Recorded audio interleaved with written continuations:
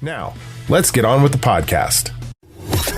Talk hard and enjoy the mindgasm. The Intellexual Podcast starts now. Hello, Intellectual family. We are here today with actress Fanni Compton. Fanni, how you doing today? I am very well, thank you for asking. So, yeah, not too bad at all. You? I'm doing well. And we have you're calling in from the UK today, correct? That is correct, yes. Across the pond from you guys, yes. So, Fanni, you're an actress and a singer, correct? Singer-songwriter. I prefer the emphasis to be on the songwriter. But yes. Singer-songwriter. Oh, what kind of music do you do? That's a very good question, David. I don't know. It's usually quite melancholy. Sounds like my kind of music, actually. Wistful. Kind of ballad, storytelling sort of songs. I think they're more sort of TV or film placement rather than any sort of chart-topping hits as such. But yes, Gotcha. Depressing. No, it's perfect. That is totally right in my musical wheelhouse. I love like depressing music. He was my roommate for a few years. He got to listen to all the, Pink Floyd and blues to his heart's content. I wouldn't say my heart's content, but your heart's content and my heart's lament. So if it's in a minor key, David loves it. Yeah. Oh, yes, I feel exactly the same. So, Fanni, you're in the arts as a career. Is that what you've always dreamed of being? Like when you were a little kid, did you aspire to be an actress and singer, songwriter? As I've always said, since exiting the womb, honestly, I think it's a vocation. I just knew.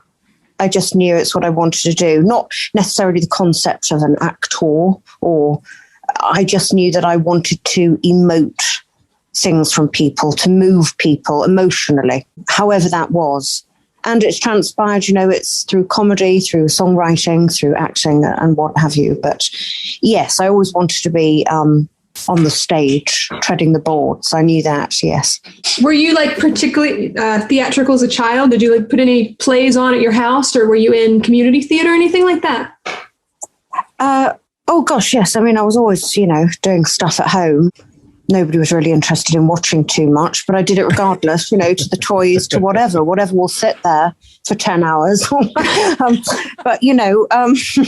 Yeah, so that's always been there. And my mother would allow me to do, sort of amateur productions and stuff like that. So yeah, it's always been there. Yeah. And at what point in your life did it change over from, childhood joy and fun to this is legitimately a career and this is what I'm doing? Like, when did it become serious for you? I'm still waiting for that to happen, really. That's the best answer. I like that. But I don't know. I dress up in wigs and get the lipstick on and look horrendous, and put hats on and, and improvise and do scenes. And that's pretty much how I've built my social media following. I think when you know that you're sort of, it's going to sound really, but when you know that you're born to do something, there is no other alternative. So it doesn't become a distinction between then and now. It's just a continuance. Yeah. You have that one clear path ahead of you that that's where you're Yes. There was never anything else on the agenda apart from being a nun for a couple of years. I contemplated it when I was around 16, but then I came back to reality and I want to actually be a performer and actor. But yeah, I've never strayed from that. So yeah. So it's just the idea of you're always in a state of play, and sometimes people pay you for it. Exactly. Yes. It better bloody work out now and get success, because otherwise I'm screwed. I'm absolutely screwed, because I've put all of my efforts into this, goddammit now, and we're not getting any younger. So it better happen big time. I thought, I don't know what I'm going to fall back on otherwise. God damn, yes. So tell us a little bit about what do you tend to do the most? Do you do theater, film, television? I know you said that you do a lot of character and improv work. What takes up the majority of your time, or is it a mix of all of the above? Well, during lockdown, none of those have taken my time up, unfortunately. But prior to that, mostly sort of theatre was what I was doing, and slowly eking into television with commercials and whatnot. But yeah, theatre is my love predominantly, that just being live and, you have to roll with the punches, mistakes are made, get the hell over it. There's no take one, take two. And I really thrive in that environment and feeling the energy of an audience. This isn't the question you asked, is it? No, it totally is. And this show definitely goes off on tangents. So tangent away if you find yourself doing that. On that same vein, do you remember a moment on stage where you had to improvise the hell out of a scene because of technical or another actor going off book? I don't, not where I've had to improvise the hell out of a scene. There's been the odd bits here and there, Okay. Just when an actor is meant to sit on the chair, on the table, at the end of a song, and actually, the table breaks in half and he falls down to the floor.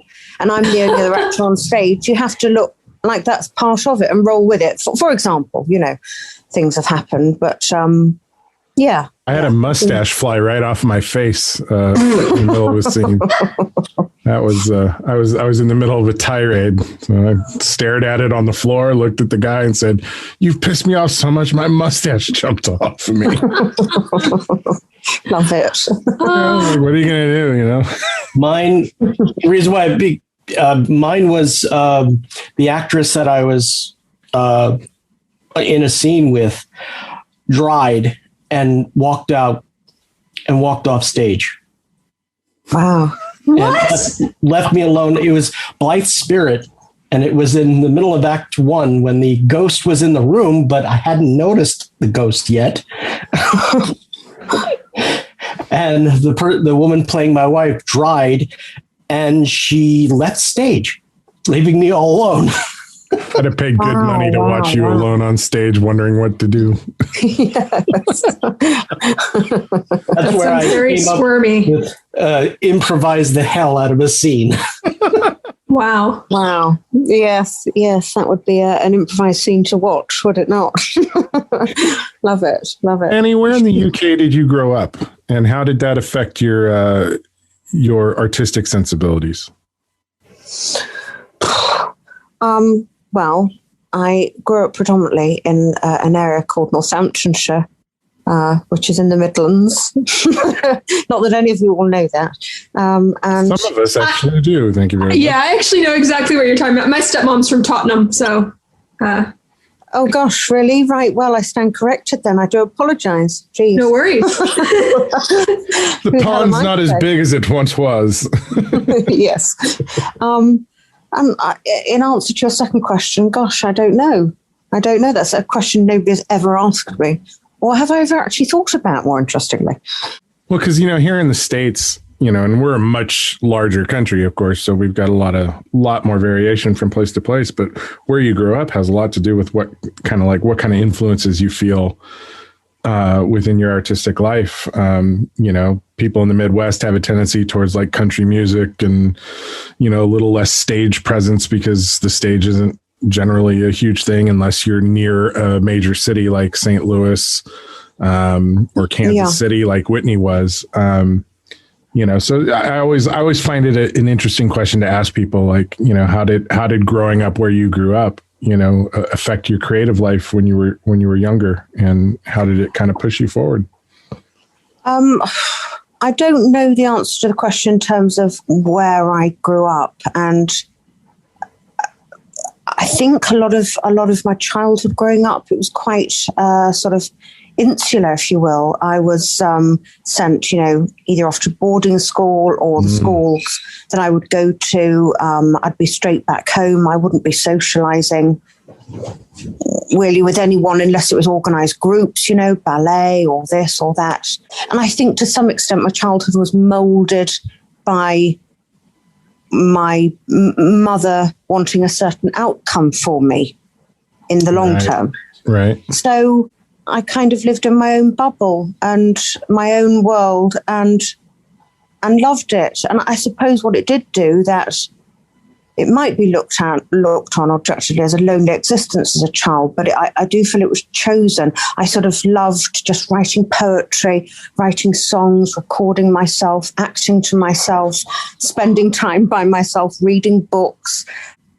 Well, I think that's actually a really good answer, because that sounds like the conditions you were in, and which your mom apparently put you into. That's a psychology question that we can get into. Yes. This condition that you're in really kind of drove you inward and kind of tapped into your creative mind to fill in gaps that weren't filled with time playing with other kids and stuff. I think so, but I would like to just emphasize the fact I was happy doing that. I wasn't locked in my bedroom under key, lock and key. I feel that's important to state, should anyone be listening to this, Mother Dearest. But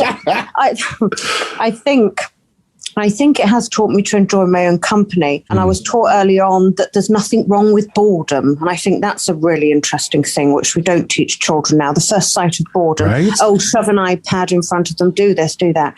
But yeah, being bored is where a lot of creativity stems from. And I think this is what people discovered during lockdown. Yeah. That suddenly when, you became, in inverted commas, bored, there was time to get creative or to learn something or to take up a new language or just, I don't know, to bake, to dance, to whatever. Yeah, all the people who suddenly were doing new creative things in their lives was really cool to see. Yes, yes. Everything from, like you said, baking to learning languages to doing, I've been learning to play the guitar, Side tangent question. What did you do during lockdown, Fanni, as far as creative outlet? I did a range of things. I suppose my creativity didn't differ too much to begin with. I was writing comedy songs and putting them out there. I wrote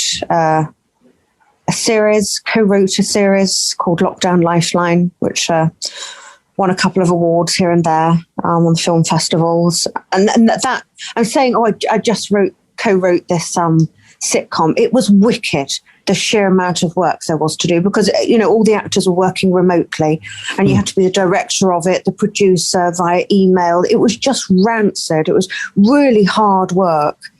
And just think, oh God, at times, what the hell am I doing this for? What am I doing this for? Ridiculous amount of work. And then the editing, I could go on moaning, but I won't.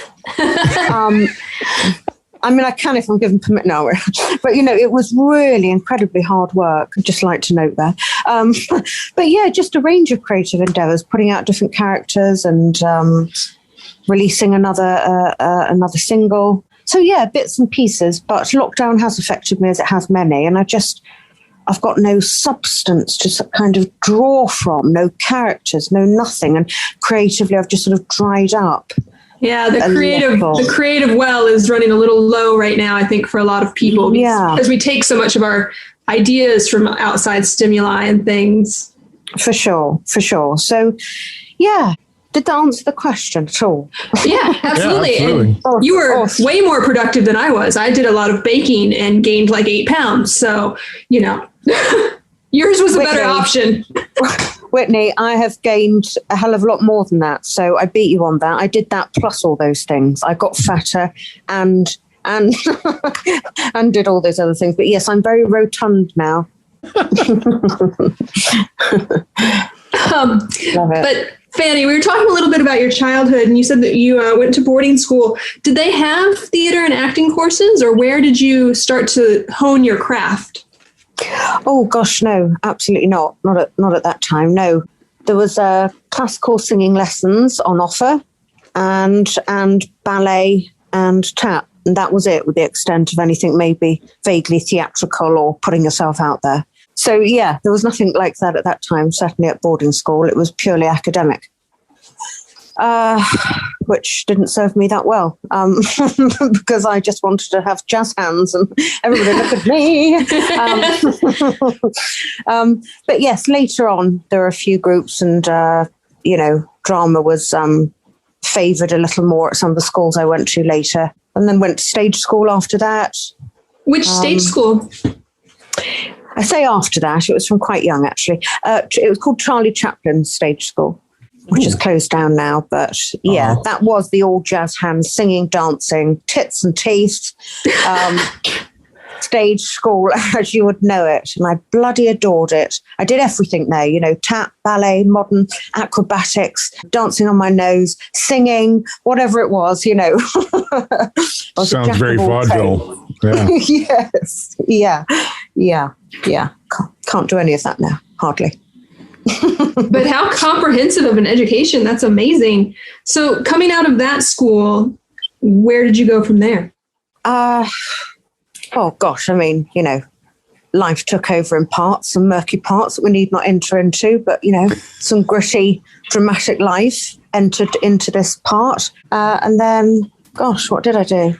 Yes, I started applying for drama schools, I guess, thinking I need to hone my craft and finding somewhere reputable to do that. So I went to one school down in London, and after a year, I got expelled for bad behaviour. Don't ask. It was a murky, weird story. And then, that time. Steve lives in those kinds of stories. Yeah. Well, yeah. Look, the guy was nice enough, but he just, who ran the school, but he had a bit of a chip on his shoulder. He was an alcoholic, and we just came to blows a lot, I think. Deep down, he loved me, but he couldn't cope with me, so he expelled me for bad behaviour. I say it was all weird, but let's not.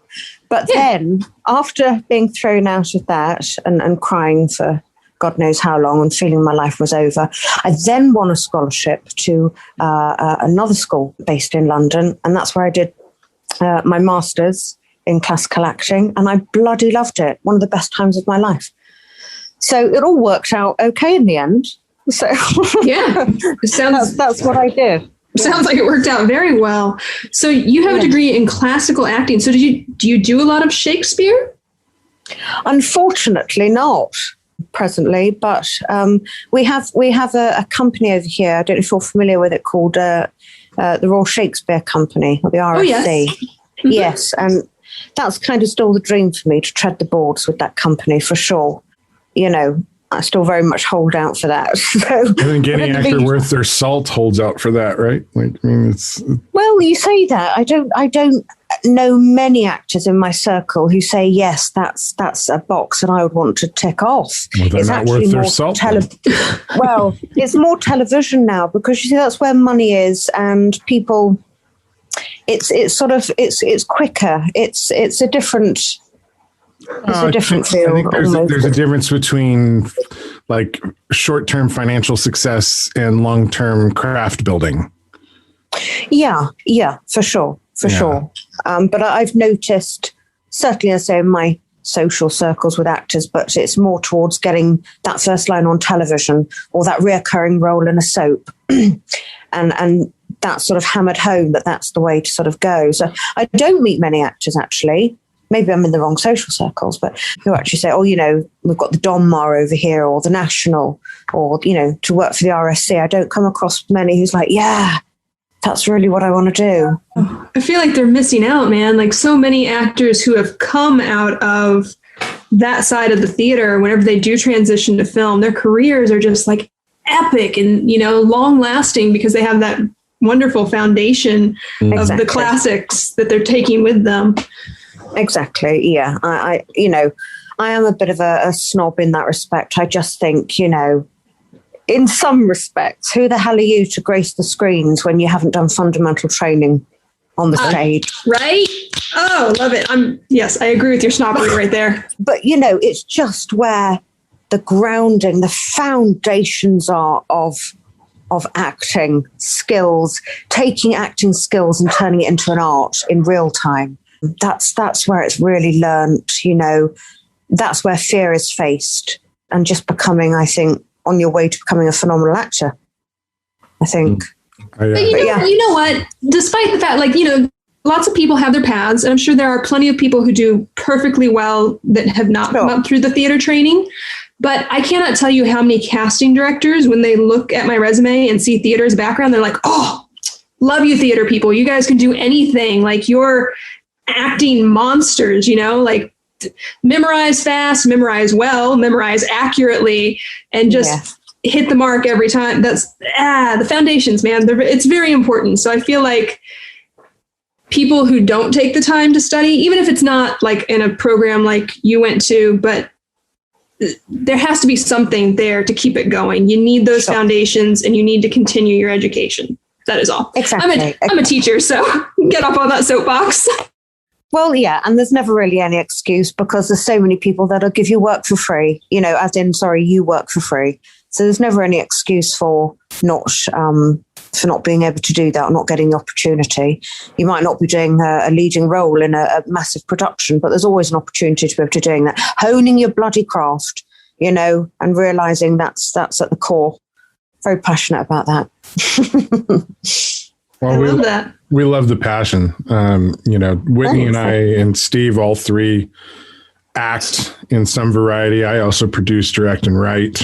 And Steve writes, so we all have kind of our own opinions about actors who, can't quite show up on set and know exactly what the lines are.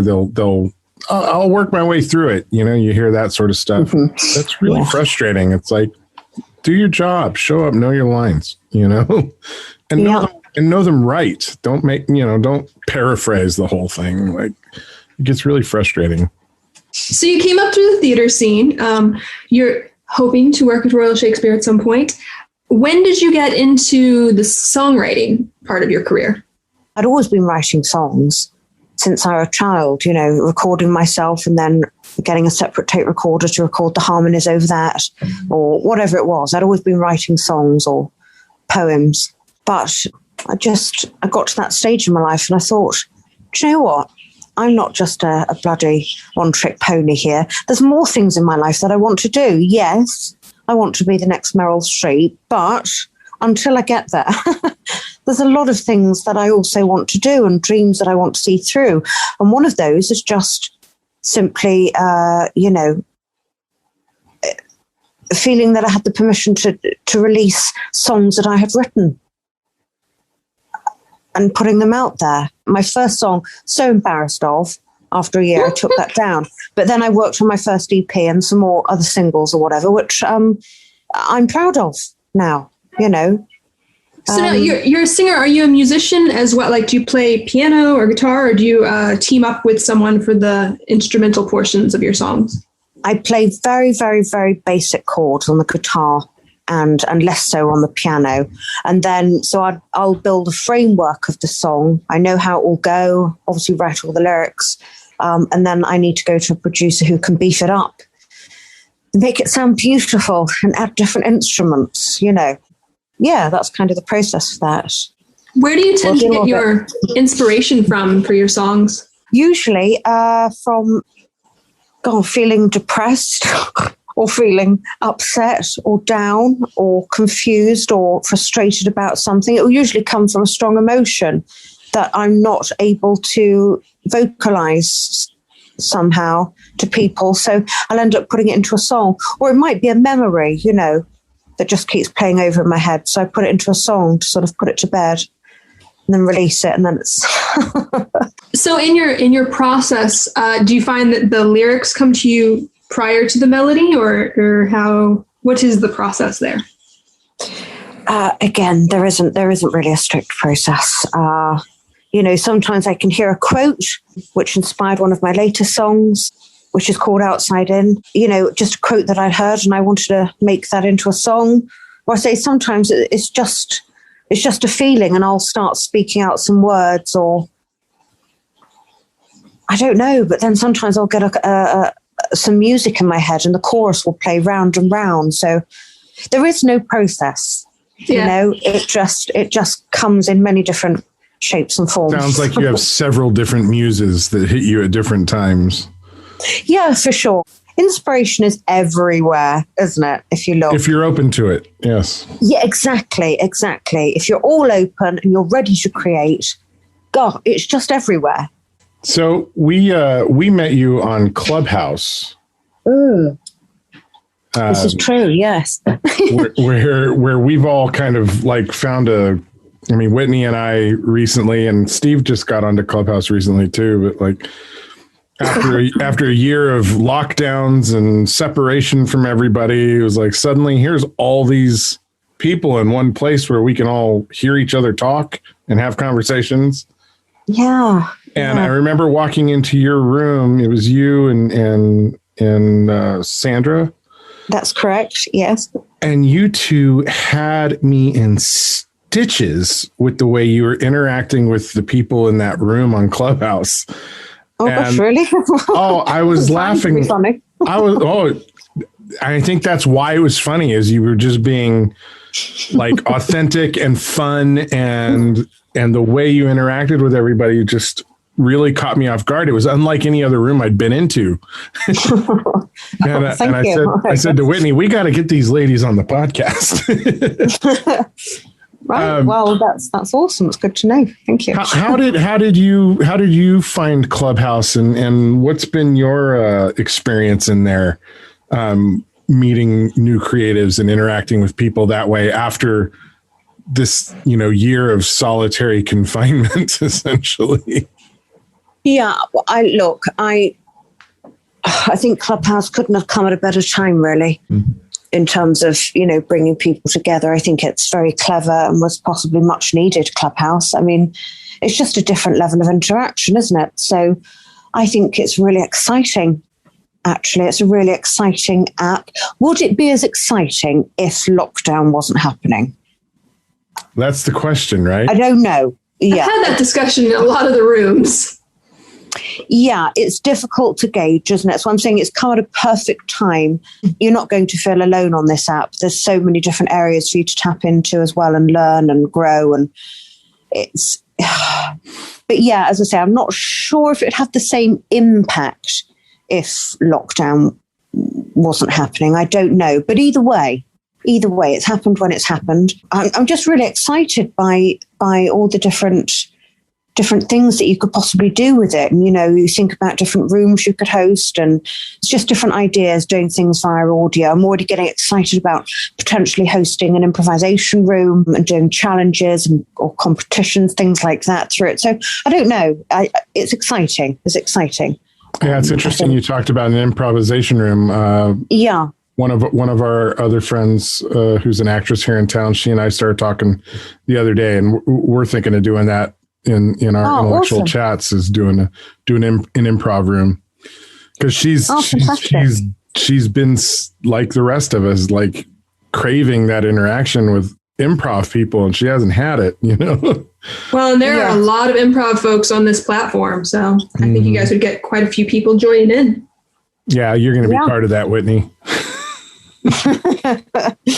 yeah, exactly. But there's lots you can do with it. And just the ability to be able to connect with people that is, usually so far out of your realm or reach, physically or otherwise. I just think it's immense.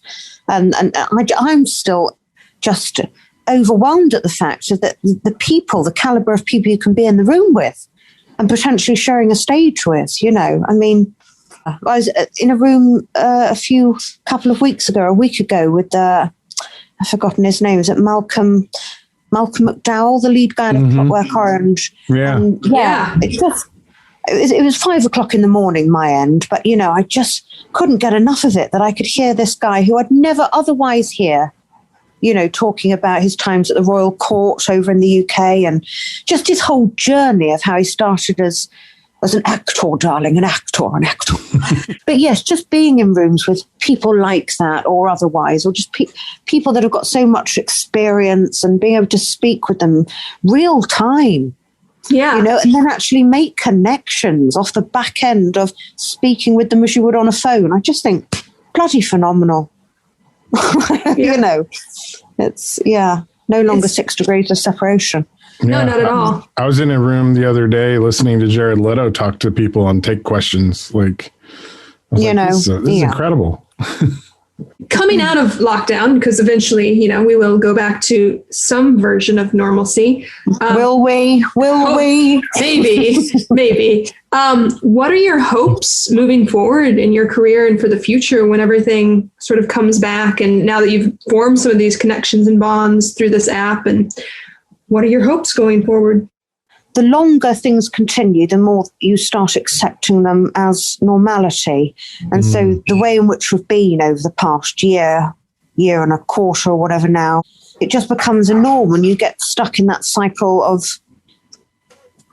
functioning in that world. So, and with no real end to it. You don't really know if there's going to be an end to it. So I don't know. I don't know if I've got any hopes as such. That doesn't mean that I'm not hopeful. Right. It means that I'm positive that things will work out however they're supposed to work out for the best. And I just need to continue to work hard, play hard, but do all the things I should be doing in order for those things to happen. I know it's maybe a rubbish answer, but I don't know what I hope for, really, at the moment. Well, no, that's not a rubbish answer. It just means you're open to the possibilities, right? Yeah, I guess so. Yes. Well, I think it's also a very fair answer after, especially like the UK, you guys opened up a bit and closed down again and opened up a bit and closed down again, right? And kind of this expand and contract thing going on for the better part of the last year. It's probably harder to actually see the end of it all since it kind of keeps getting pulled out from under you, right? Exactly. So there's nothing really to trust at the moment as a landing ground. Everybody in California is just kind of like, hey, we've been under lockdown since March last year. Like, it just never stops.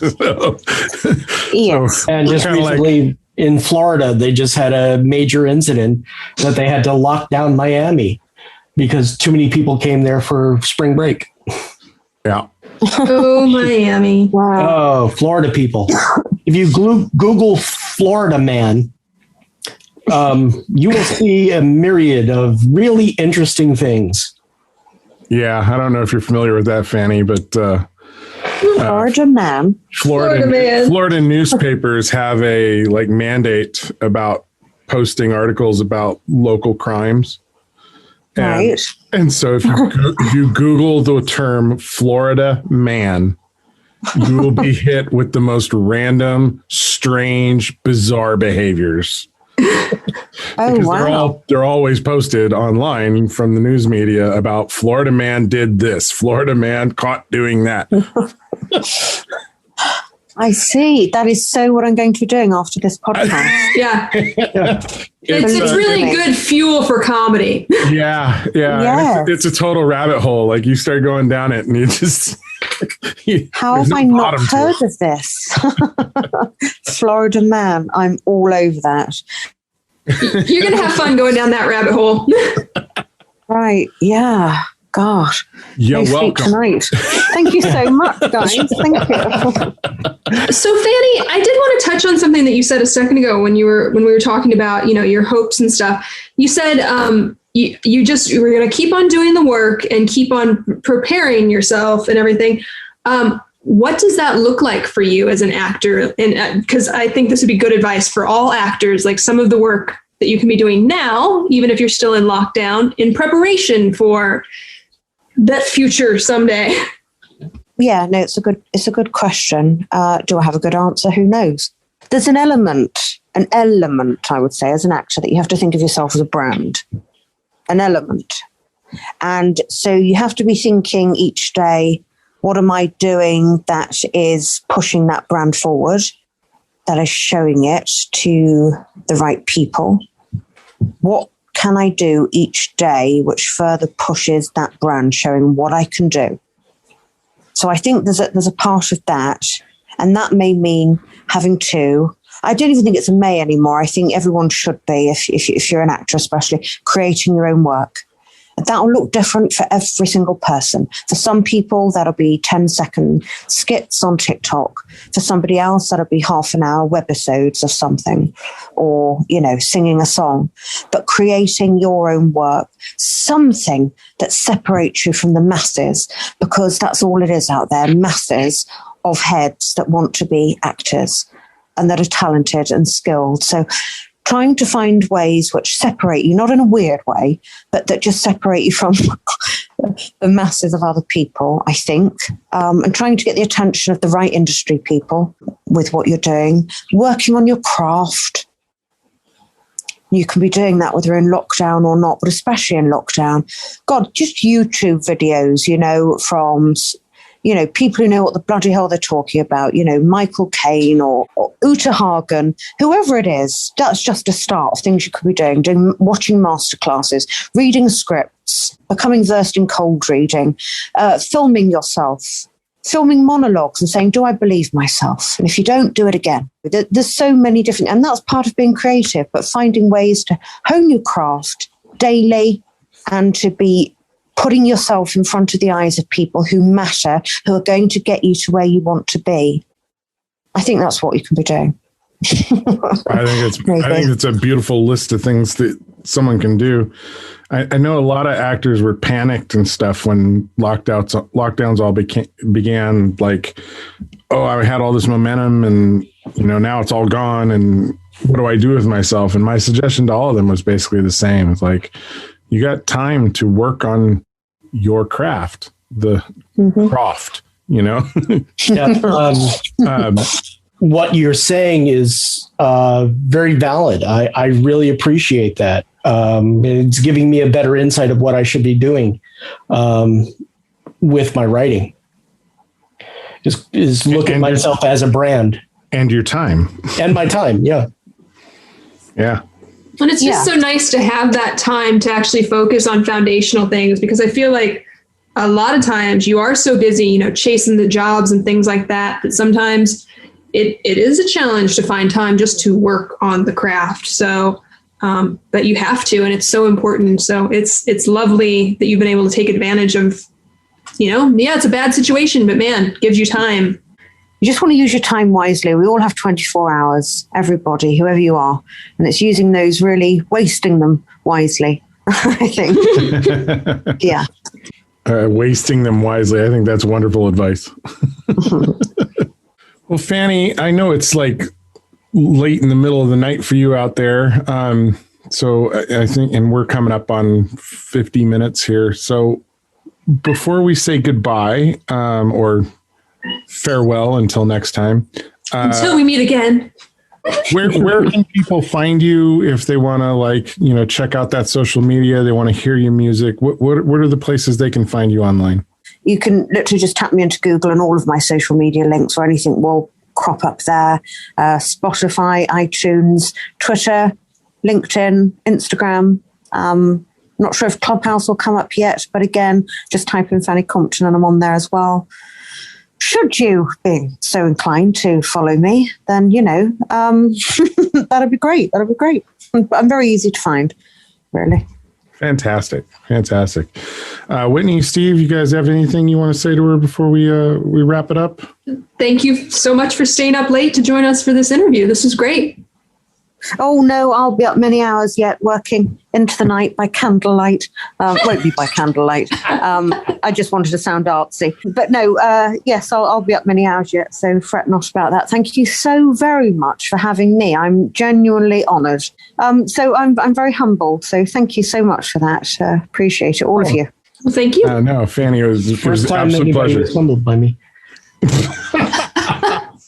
Sorry, what was that, Stephen? That was the first time anybody's been humbled by me. Oh, well, there you go. They do say. Thank you very much. I am very humbled by you, Stephen. Thank you. All right. So let it be known. Yes, and when we hang up, these two are going to just rip me a new one, and that humble feeling is now going to be going away. Right. Well, just cling on to it for as long as you can. That's all I suggest, really. But thank you. Thank you so very much. Thank you, and Fanni. To you, David, I'm so glad we made the connection on Clubhouse as well. So me too, absolutely. And we definitely would like to have you come on our Clubhouse room and be available for any questions and further chats people might have from the episode. Look forward to it. Thank you so much. Thanks, Fanni. Thank you. Take care. Thank you. Thank you. Have a good day. Hello there, citizens. I am the terror that flaps in the night. I am the floaty that will not flush no matter how many times you try in the toilet bowl of crime. I am Darkwing Duck, telling you please, talk hard and enjoy the mindgasm. Whatever the heck that means. After all, you are watching Intellectual Podcast with your ears.